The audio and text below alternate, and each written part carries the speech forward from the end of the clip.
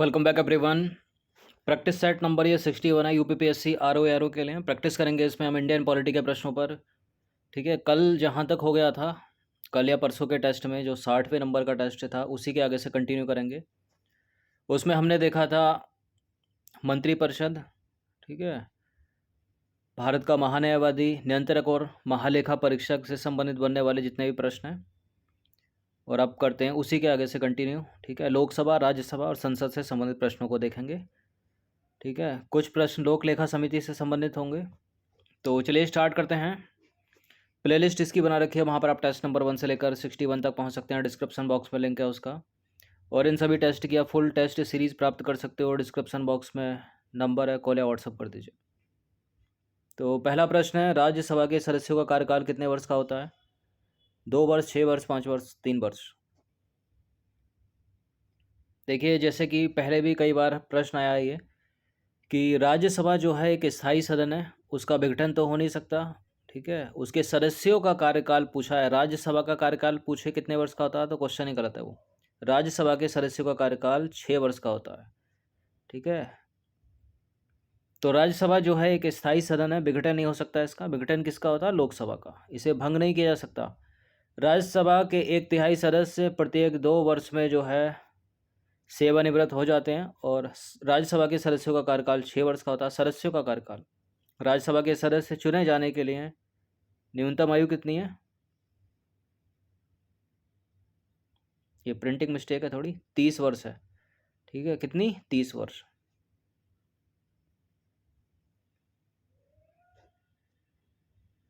Question number 2 पर आ जाइए। संसद का कोई सदस्य योग्य है नहीं, इसका निर्णय किसके द्वारा किया जाता है? राष्ट्रपति, लोकसभा अध्यक्ष, प्रधानमंत्री या निर्वाचन आयोग की सलाह पर राष्ट्रपति। संसद का कोई सदस्य योग्य है नहीं, इसका निर्णय करता है राष्ट्रपति, लेकिन राष्ट्रपति इसमें निर्वाचन आयोग की सलाह लेता है, तो डी इसका आंसर हो जाएगा। तो संविधान के अनुच्छेद 103 में उपबंध है कि संसद का कोई सदस्य अनुच्छेद 102(1) के तहत योग्य है या नहीं, इसका निर्णय करेंगे राष्ट्रपति, और राष्ट्रपति का निर्णय जो है वो अंतिम होगा। किंतु ऐसा करने से पहले वो निर्वाचन आयोग यानी इलेक्शन कमीशन से राय लेंगे और उसी के अनुसार काम करेंगे, इसलिए डी सही उत्तर होगा। क्वेश्चन नंबर 3 पर आ जाइए। निम्नलिखित कथनों पर विचार कीजिए। 2 कथन है, बताने के इनमें से कौन सा करेक्ट होगा? संविधान की 10वीं अनुसूची का संबंध पंचायत से है, और इसे 42वें संविधान संशोधन अधिनियम 1976 के द्वारा संविधान में जोड़ा गया। यहाँ 2 अलग अलग बातें, एक 10वीं अनुसूची की बात हो रही है और एक 11वीं अनुसूची की बात हो रही है, ठीक है। जो पंचायत से संबंधित है वो 11वीं अनुसूची है, लेकिन 11वीं अनुसूची को 42वें संविधान संशोधन के द्वारा नहीं जोड़ा गया, ठीक है। फिलहाल यहाँ गलत कोई, मतलब सही कोई भी नहीं है, डी है इसका आंसर। दोनों के दोनों गलत हैं। तो संविधान की जो 10वीं अनुसूची है वो है दल बदल अधिनियम से संबंधित, जिसे 52वें संविधान संशोधन अधिनियम 1985 के द्वारा संविधान में जोड़ा गया। बहुत पूछते हैं एग्जाम में इसको। और संविधान की जो 11वीं अनुसूची है उसका संबंध है पंचायत से। उसे कब जोड़ा गया? उसे जोड़ा गया 73वें संविधान संशोधन अधिनियम के द्वारा 1992 में, और इस अनुसूची में 29 विषय हैं। किस अनुसूची में? 11वीं अनुसूची में।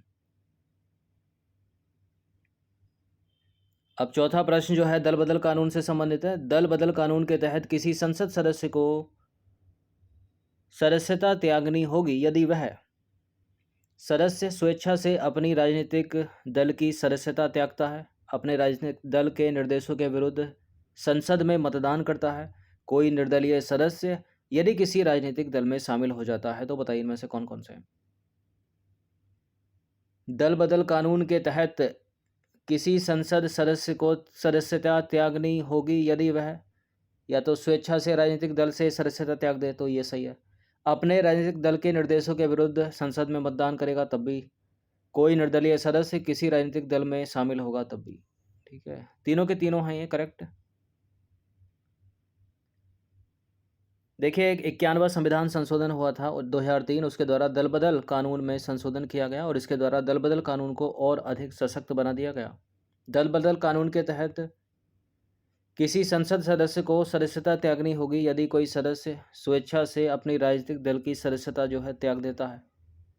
एक कारण तो यह हो गया। यदि वह अपने राजनीतिक दल के निर्देशों के विरुद्ध संसद में मतदान करता है या नहीं करता है तो, यदि कोई निर्दलीय सदस्य किसी राजनीतिक दल में शामिल हो जाता है तो, और क्या है, यदि कोई नामित या नाम निर्देशित सदस्य 6 महीने के बाद किसी राजनीतिक दल में शामिल हो जाता है तो, ठीक है, 6 महीने से पहले चला जाए तो कोई दिक्कत नहीं है, 6 महीने के बाद जाएगा, ठीक है, तब दिक्कत है, तब उसको सदस्यता त्यागनी पड़ेगी। और 10वीं अनुसूची के तहत अयोग्यता के सवालों का निपटारा जो है राज्यसभा में करता है सभापति और लोकसभा में करता है लोकसभा का स्पीकर। और वर्ष 1992 में सुप्रीम कोर्ट ने निर्णय दिया था कि सभापति जो राज्यसभा का होता है और अध्यक्ष जो लोकसभा का होता है, उनके दिए गए निर्णयों की न्यायिक समीक्षा हो सकती है। ठीक है, क्वेश्चन नंबर 5 पर आ जाइए। निम्नलिखित में से कौन से व्यक्ति संसद सदस्य बनने के लिए पात्र नहीं है? न्यायालय ने घोषणा कर दी हो कि व्यक्ति विकृत चित्त है, ठीक है, और छुआछूत, दहेज या सती प्रथा जैसे अपराधों में संलिप्त पाया गया है, निर्धारित समय के भीतर चुनावी खर्च का ब्यौरा देने में जो है असफल रहा है, और किसी अपराध में व्यक्ति को 2 साल या उससे अधिक की सजा सुनाई गई है। बताइए, नीचे दिए गए कूट की सहायता से सही उत्तर का चुनाव कीजिए। कोई व्यक्ति संसद सदस्य बनने का अयोग्य हो जाएगा इन सभी में, ठीक है, इन सभी में से कोई एक में भी होगा तब भी, तो उपरोक्त सभी इसका आंसर हो जाएगा डी। ठीक है, बाकी एक्सप्लेनेशन को पढ़ लीजिएगा आप। देखिए, नंबर है, इस पर कॉल या व्हाट्सअप कर सकते हो आप पेड टेलीग्राम ग्रुप से ज्वाइन करने के लिए, जिसमें मिलेंगे आपको फुल टेस्ट यूपी पीसीएस के लिए भी और आरओ के लिए भी। और इनकी पीडीएफ प्राप्त करने के लिए इसी नंबर पर कॉल कर सकते हैं आप। क्वेश्चन नंबर 6 पर आ जाइए। भारत के नियंत्रक और महालेखा परीक्षक यानी कैग सीएजी के संदर्भ में निम्नलिखित में से कौन सा एक सही नहीं है? तो सीएजी पर एक और प्रश्न आया। देखिए, लोक लेखा समिति का मित्र और मार्गदर्शक होता है सीएजी, उसे लोक निधि का अभिभावक कहा जाता है, और उसके रिपोर्ट पर अंतिम रूप से कार्यवाही संसद द्वारा की जाती है। वह लोक लेखा समिति की बैठकों में भाग नहीं ले सकता। देखिए, गलत है यहाँ पर डी वाला स्टेटमेंट, भाग तो ले ही सकता है, क्यों नहीं ले सकता, ऊपर के तीनों करेक्ट हैं। तो नियंत्रक एवं महालेखा परीक्षक कैग यानी सीएजी संसद की लोक लेखा समिति की बैठकों में भाग ले सकता है, डी गलत है। लोक लेखा समिति की कार्यवाही की मध्यस्थता जो है नियंत्रक और महालेखा परीक्षक के द्वारा ही की जाती है, इसलिए इसे लोक लेखा समिति का मित्र और मार्गदर्शक कहा जाता है। नियंत्रक और महालेखा परीक्षक संघ और राज्यों की लोक निधियों के सभी खर्चों की लेखा परीक्षा करता है, ठीक है, यानी केंद्र के भी करता है, राज्यों के भी करता है, इसलिए इसे लोक वित्त लोक निधि का संरक्षक या अभिभावक जो है वो कहा जाता है। और संविधान के अनुच्छेद 151(1) में उपबंध है कि सीएजी अपनी रिपोर्ट सौंपेगा किसको? राष्ट्रपति को, और राष्ट्रपति उसे संसद के दोनों सदनों के समक्ष रखवाएंगे, और इस आधार पर जो सीएजी की रिपोर्ट है उस पर उचित कार्यवाही करने की अंतिम जिम्मेदारी किसकी? संसद की। क्वेश्चन नंबर 7 पर आ जाइए। लोकसभा के कार्यकाल के संदर्भ में निम्नलिखित में से कौन सा कथन सही है? 3 में से केवल एक ही सही है। किसी भी परिस्थिति में नहीं बढ़ाया जा सकता लोकसभा का कार्यकाल, एक बार में 6 महीने तक के लिए बढ़ाया जा सकता है। आपातकाल की घोषणा के समय 1 वर्ष में 1 वर्ष तक के लिए बढ़ाया जा सकता है, एक बार में 1 वर्ष तक के लिए बढ़ाया जा सकता है। आपातकाल की घोषणा के समय 1 बार में 2 वर्ष तक के लिए बढ़ाया जा सकता है। एक ही करेक्ट है इसमें केवल, बाकी 3 गलत हैं। देखिए, लोकसभा का कार्यकाल सामान्य परिस्थिति में 6 महीने से अधिक नहीं बढ़ाया जा सकता, ठीक है। अगर आपातकाल है तो एक बार में 1 वर्ष के लिए बढ़ाया जा सकता है, 2 वर्ष के लिए नहीं। इसलिए सही स्टेटमेंट जो है वो सी वाला स्टेटमेंट होगा, क्योंकि सामान्य परिस्थितियों में तो 6 महीने से आगे नहीं बढ़ाया जा सकता, और किसी भी परिस्थिति में नहीं बढ़ाया जा सकता, ये तो पूरा ब्लंडर है, तो सी सही है। तो लोकसभा का कार्यकाल जो है आम चुनाव के बाद पहली बैठक से 5 वर्ष तक का होता है। अनुच्छेद 83 के 2 में ऐसा लिखा है संविधान में। और लोकसभा को 5 वर्ष के पहले भी राष्ट्रपति मंत्रिपरिषद की सलाह पर विघटित कर सकता है, और उसके खिलाफ न्यायालय में चुनौती नहीं दी जा सकती। आपातकाल की घोषणा के समय लोकसभा का जो कार्यकाल है एक बार में 1 वर्ष के लिए, ठीक है, एक बार में 1 वर्ष के लिए बढ़ाया जा सकता है, किंतु आपातकाल समाप्त होने के पश्चात इसका विस्तार 6 माह से अधिक नहीं हो सकता। इसलिए दूसरा वाला स्टेटमेंट गलत है, ठीक है, जो कह रहा था कि 6 महीने से ऊपर भी बढ़ाया जा सकता है। अब आ जाइए क्वेश्चन नंबर 8 पर। 4 विकल्प हैं यहाँ पर और बताना है कि इनमें से कौन सा सही है। क्या है? लोकसभा में अनुसूचित जातियों और जनजातियों के लिए आरक्षण का उपबंध किया गया, इस संदर्भ में कौन सा सही है? देखिए, संविधान के अनुच्छेद 331 में इनके लिए आरक्षण का उपबंध किया गया है। सही है क्या? साथ साथ एलिमिनेट करते चलेंगे, गलत है। 330 में ये सामान्य निर्वाचन क्षेत्र में चुनाव नहीं लड़ सकते। देखिए, खुद के में तो लड़ सकते हैं और साथ ही साथ सामान्य निर्वाचन क्षेत्र से भी लड़ सकते हैं, तो ये भी गलत हो गया। और वर्तमान में इनके आरक्षित सीटों का जो आवंटन है वो 1971 की जनगणना के आधार पर बनाया गया है, ये भी गलत है। 2001 की जनगणना के आधार पर है। और अनुसूचित जनजाति की सर्वाधिक जो आरक्षित सीटें हैं वो मध्य प्रदेश में है। एसटी आबादी की सर्वाधिक जो सीटें हैं वो एमपी में है। ठीक है, ये सही है, डी वाला सही है। तो डी वाला करेक्ट है, बाकी पहला गलत है, क्योंकि अनुच्छेद 330 में ना कि 31 में लोकसभा में इनके लिए आरक्षण के संबंध में उपबंध किया गया है। और वर्तमान में लोकसभा में इनके लिए जो आरक्षित सीटों का आवंटन है वो 2001 की जनगणना के आधार पर है, न कि 1971 की। और यह प्रावधान 87वें संविधान संशोधन अधिनियम 2003 के द्वारा जो है किया गया था। अनुसूचित जाति यानी एससी समुदाय और जनजाति एसटी समुदाय के लिए आरक्षित क्षेत्रों से केवल वही चुनाव लड़ सकते हैं, लेकिन ये लोग सामान्य निर्वाचन क्षेत्र से भी चुनाव लड़ सकते हैं, ये याद रखिएगा। और इन्हें इनकी जनसंख्या के आधार पर सीटों का आरक्षण दिया गया है। ठीक है, और अनुसूचित जनजाति की सर्वाधिक जो आरक्षित सीटें हैं वो एमपी में, मध्य प्रदेश में 6। अब आ जाइए क्वेश्चन नंबर 9 पर। निम्नलिखित कथनों पर विचार करेंगे। 3 स्टेटमेंट है, बताने के इनमें से कौन सा सही होगा। लोकसभा में सीटों का आवंटन प्रत्येक राज्य को उसकी जनसंख्या के आधार पर निर्धारित है और लोकसभा में सीटों का आवंटन उन राज्यों को लागू नहीं होता जिनकी जनसंख्या 60 लाख से कम है। और वर्तमान लोकसभा में प्रत्येक राज्य के लिए सीटों का आवंटन 2001 की जनगणना के आधार पर किया गया है। देखिए, पहला सही है, दूसरा सही है। ठीक है, तीसरा वाला जो है वो सही नहीं है, तो थर्ड वाले को एलिमिनेट कर दीजिए, केवल 1 और 2 इसका आंसर हो जाएगा बी। देखिए, वर्तमान लोकसभा में प्रत्येक राज्य के लिए स्थानों या सीटों का आवंटन जो है 1971 की जनगणना के आधार पर किया गया है। ठीक है, ना कि 2001 की जनगणना के आधार पर, इसलिए गलत है डी वाला स्टेटमेंट।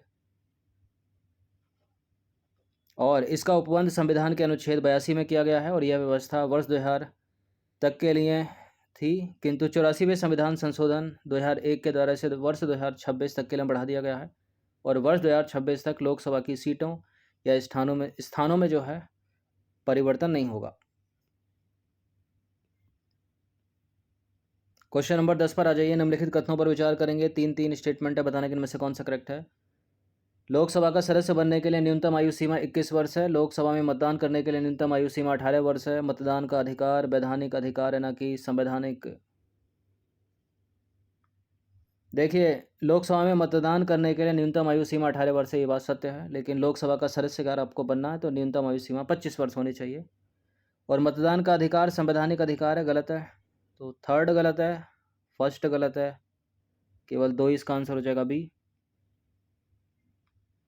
तो संविधान के अनुच्छेद 84 बी में उपबंध है कि लोकसभा का सदस्य बनने के लिए न्यूनतम आयु सीमा 25 वर्ष है, मतदान करने के लिए 18 वर्ष है।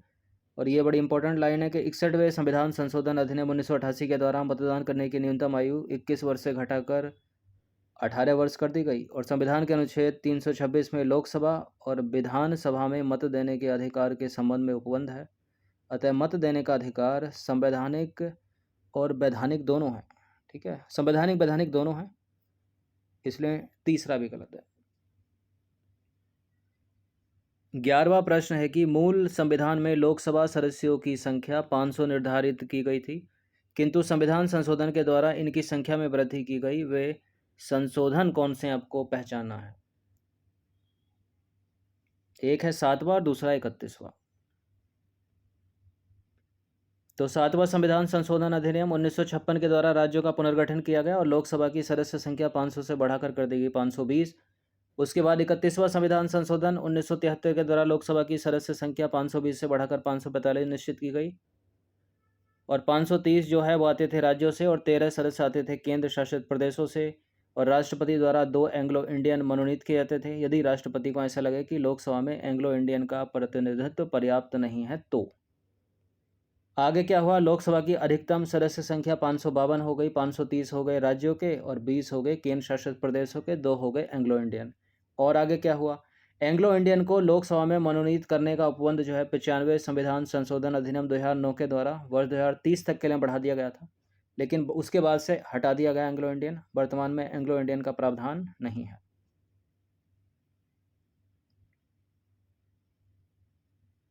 अब आ जाइए 12वां प्रश्न है, निम्नलिखित कथनों पर विचार करेंगे। 2 कथन है, बताने के इनमें से कौन सा सही है। राज्यसभा के सभी सदस्य राज्यों की विधानसभाओं के सदस्यों द्वारा निर्वाचित होते हैं।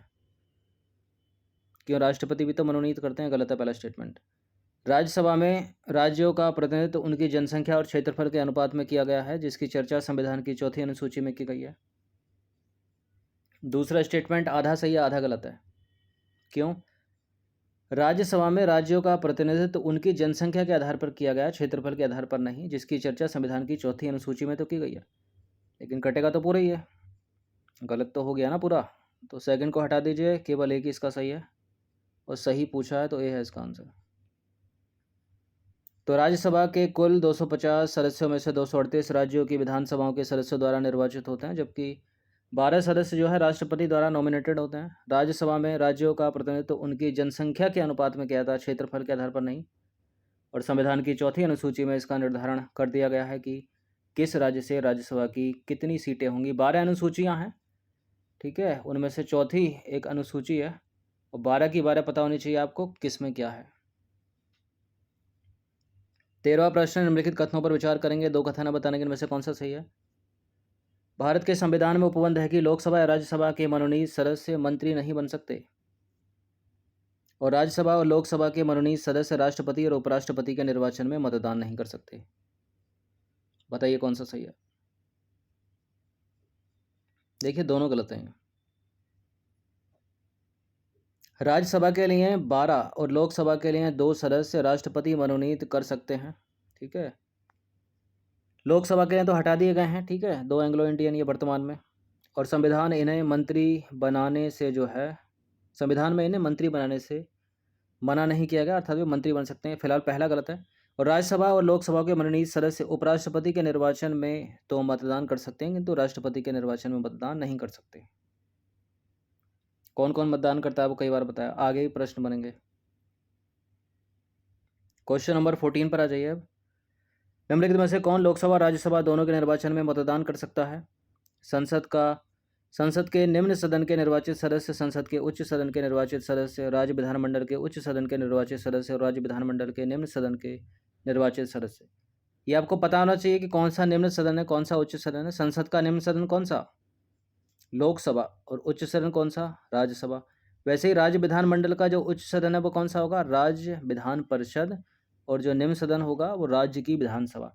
अब विधानसभा विधान परिषद हर जगह तो होती नहीं है, ठीक है, तो ये नहीं होगा, इसका आंसर डी हो जाएगा, ठीक है। निम्न सदन के तो लोकसभा में करेंगे, उस सदन के राज्यसभा में करेंगे, दोनों में थोड़ी करेंगे।